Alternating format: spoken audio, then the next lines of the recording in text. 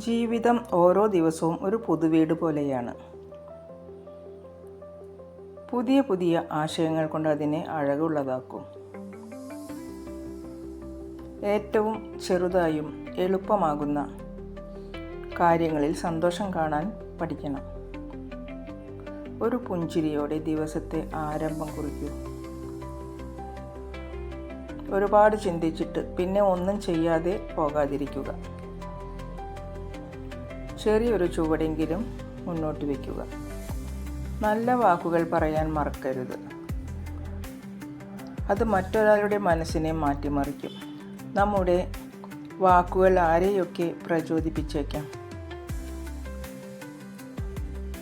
ഓരോ ദിവസത്തെയും നല്ലതാക്കി മാറ്റാൻ സന്തോഷത്തോടെയും ശക്തിയോടെയും അതിനെ സ്വീകരിക്കുക.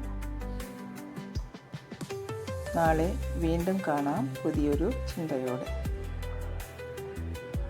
ഒരുപാട് സ്നേഹത്തോടെ എല്ലാവർക്കും ശുഭരാത്രി. Good night.